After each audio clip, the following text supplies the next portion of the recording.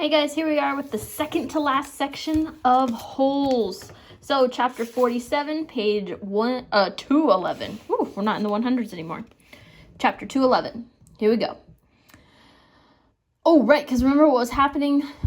Zero and Stanley are in the holes / on the edge with lizards all over them, with the deadly lizards all over them. So let's see what's going to happen. The sun was up and Stanley's heart was still beating. There were 8 lizards in the hole with him. Each one had exactly 11 yellow spots. Because remember they joked that the deadly ones have 11 spots, but nobody ever gets a chance to count them because they just die. So it's pretty interesting. He got to count them. The warden had dark circles under her eyes from the lack of sleep, and the lines across her forehead and face which seemed exaggerated in the stark morning light. Her skin looked blotchy, which means like spots. Right? It looked tired. Satan, said Zero. Stanley looked at him when he was unsure if Zero had even spoken or if he'd just imagined it. Why don't you go and see if you can take the suitcase from Zero, the warden suggested. Yeah, right, said Mr. Sir. The lizards obviously aren't hungry, said the warden. Then you go get the suitcase, said Mr. Sir. They waited. Stanley, said Zero. Sometime later, Stanley saw a tarantula crawl across the dirt, not too far from the hole. He had never seen a tarantula. Tarantulas are those giant hairy spiders. Ugh, I don't like this part of the reading. He had never seen a tarantula before, but there was no doubt what it was. He was momentarily fascinated by it. Its big, hairy body moved slowly and steadily along. Look, a tarantula, said Mr. Sir, also fascinated. I've never seen one, said the warden, except in... Stanley suddenly felt a sharp sting on the side of his neck. The lizard hadn't bitten him. However, it was merely pushing off. Whew, so it was just his nail. It leapt off Stanley's neck and pounced on the tarantula. The last Stanley saw of it was one hairy leg sticking out of the lizard's mouth.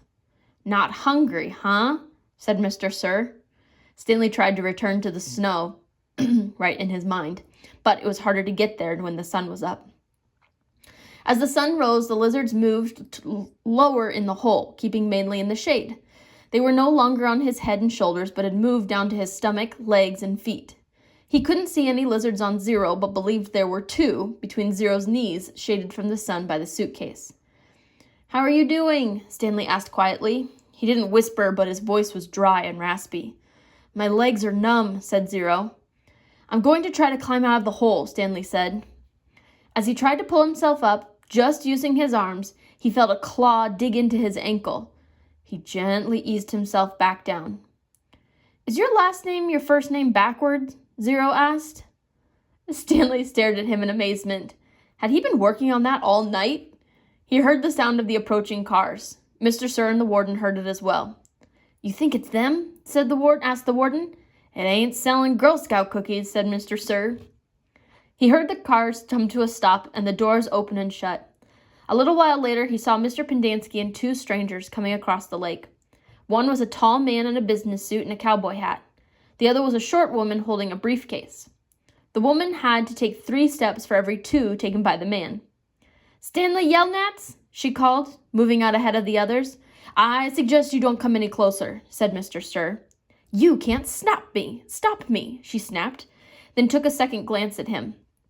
Wearing pajama pants and nothing else. Well, you get out of there, Stanley, she said. Don't you worry. She appeared to be Hispanic with straight black hair and dark eyes. She spoke with a little bit of a Mexican accent, trilling her R's, right? What in tarnation? The tall man exclaimed as he came behind her. She turned on him. I'm telling you right now, if any harm comes to him, we will be filing charges, not only against Miss Walker and the Camp Green Lake, but the entire state of Texas as well. Child abuse, false imprisonment, torture. The man was more than a head taller than her, and was able to look directly over her as she spoke to the warden. How long have they been in there? All night, as you can see by the way we are dressed. They snuck into my cabin while I was asleep, and stole my suitcase. I chased after them, and I ran out here and fell into the lizard's nest. I don't know what they were thinking. That's not true, Stanley said. Stanley, as your attorney, I advise you not to say anything. Right, so the lady is the lawyer, said the woman, until you and I have had a chance to talk in private. Stanley wondered why the warden lied about the suitcase. He wondered who it legally belonged to. That was one thing. He wanted to ask his lawyer if she really was his lawyer.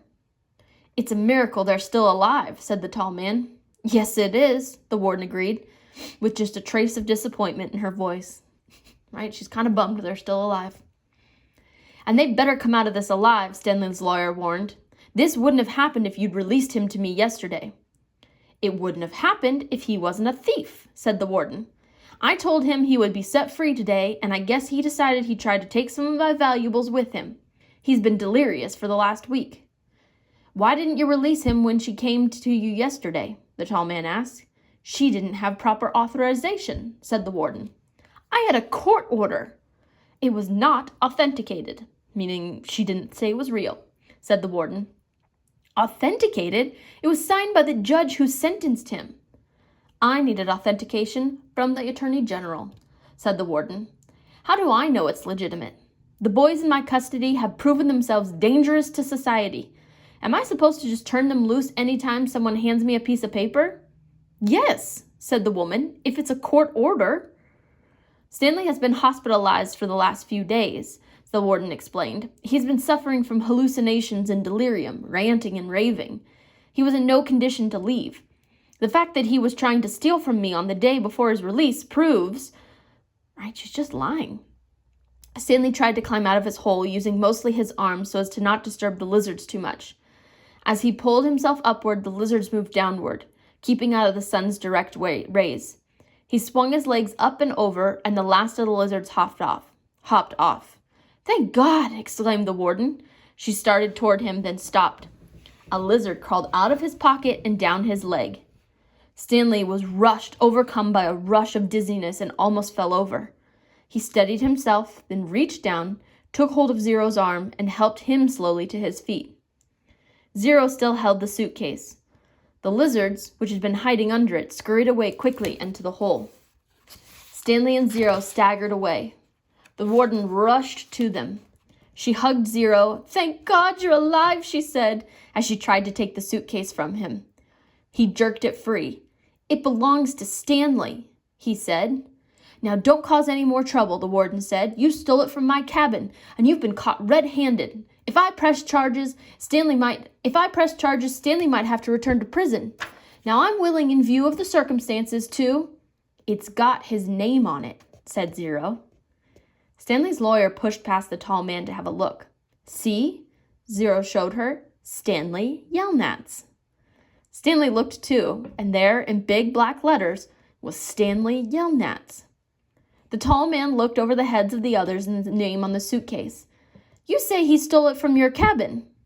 The warden stared in disbelief. It's She couldn't even say it. Oh, so where do you think this suitcase came from? Why does it have Stanley's name on it? Think about Stanley's past and all his great-great-grandfathers, and what were they all named? Okay, here we go. We've got a couple more pages today. Chapter 48, page 217. They slowly walked back to camp. The tall man was the Texas Attorney General, the chief law enforcement officer for the state. Stanley's lawyer was named Miss Marengo. Stanley held the suitcase. He was so tired he couldn't think straight. He felt as if he was walking in a dream, not quite able to comprehend what was going on around him. They stopped in front of the camp office. Mr. Sir went inside to get Stanley's belongings. The Attorney General told Mr. Pendanski to get the boys something to drink and eat. The warden seemed as dazed as Stanley. You can't even read, she said to Zero. Zero said nothing. Miss Marengo put a hand on Stanley's shoulder and told him to hang in there. He would be seeing his parents soon. She was shorter than Stanley, but somehow gave the appearance of being tall. Mr. Pendanski returned with the 2 cartons of orange juice and 2 bagels. Stanley drank the juice but didn't feel like eating anything. Wait, the warden exclaimed. I didn't say they stole the suitcase. It's his suitcase, obviously, but he put my things in it from his cabin inside. That wasn't what you said earlier, said Miss Marengo. What's in the suitcase? The warden asked Stanley. Tell us what's in it, and we'll open it and see. Stanley didn't know what to do. Stanley, as you're a lawyer, I advise you not to open your suitcase, said Mrs. Marengo. He has to open it, said the warden. I have the right to check the personal property of any detainee, any kid at the camp.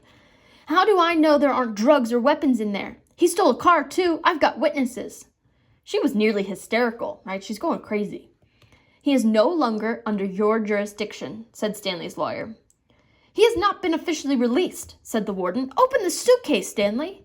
Do not open it, said Stanley's lawyer. Stanley did nothing. Mr. Sir returned from the office with Stanley's backpack and clothes. The Attorney General handed Mrs. Marengo a sheet of paper. You're free to go, he said to Stanley.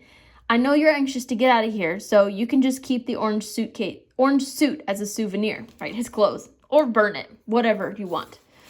Good luck, Stanley. He reached out his hand to shake, but Miss Marengo hurried Stanley away. Come on, Stanley, she said. We have a lot to talk about. Stanley stopped and turned to look at Zero. He couldn't just leave him there. Zero gave him a thumbs up. I can't leave Hector, Stanley said. I suggest we go, said his lawyer with a sense of urgency in her voice. I'll be okay, said Zero. His eyes shifted towards Mr. Pendanski on one side of him, then to the warden and Mr. Sir on the other. There's nothing I can do for your friend, said Mrs. Marengo. You are released pursuant to an order from the judge, right? Because of an order from the judge. They'll kill him, said Stanley. Your friend is not in danger, said the Attorney General. There's going to be an investigation into everything that's happened here. For the present, I'm taking charge of the camp. Come on, Stanley, said his lawyer. Your parents are waiting. Stanley stayed where he was. His lawyer sighed. May I have a look at Hector's file? She asked. Certainly. Mrs. Walker, go get Hector's file. She looked at him blankly. Well, the warden turned to Mr. Pendanski. Bring me Hector Zeroni's file. He stared at her. Get it, she ordered.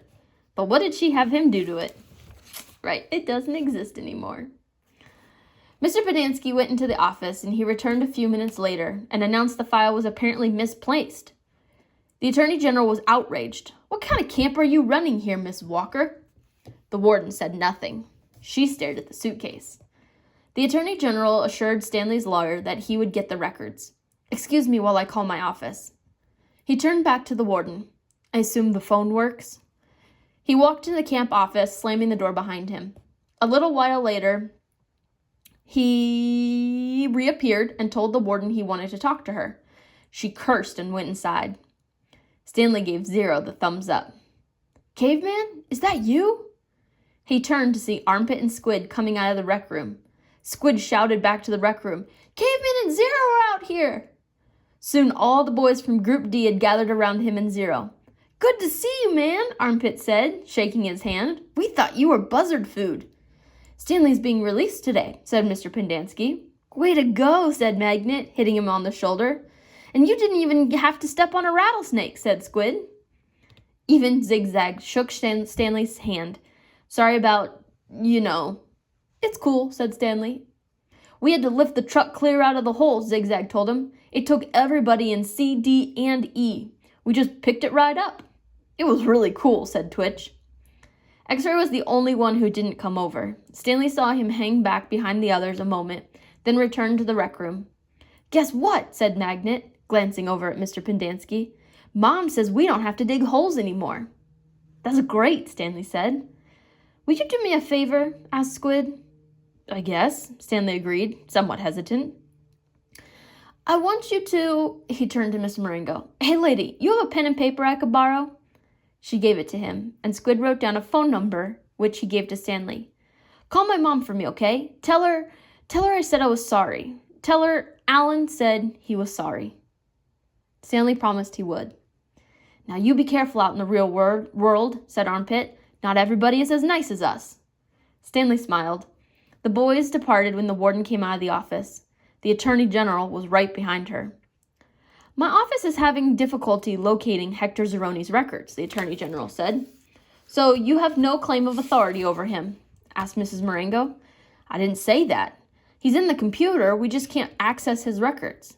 It's like they've fallen through a hole in the cyberspace. Cyberspace meaning the internet. A hole in cyberspace, Miss Marengo repeated. How interesting. When is his release date? I don't know. How long has he been here? Like I said, we can't. So what are you planning to do with him? Keep him confined indefinitely without justification? Like forever without law? While you go crawling back to your black holes in cyberspace? The Attorney General stared at her. He was obviously incarcerated for a reason. Oh, and what reason was that? The Attorney General said nothing. Stanley's lawyer took hold of Zero's hand. Come on, Hector, you're coming with us. Oh!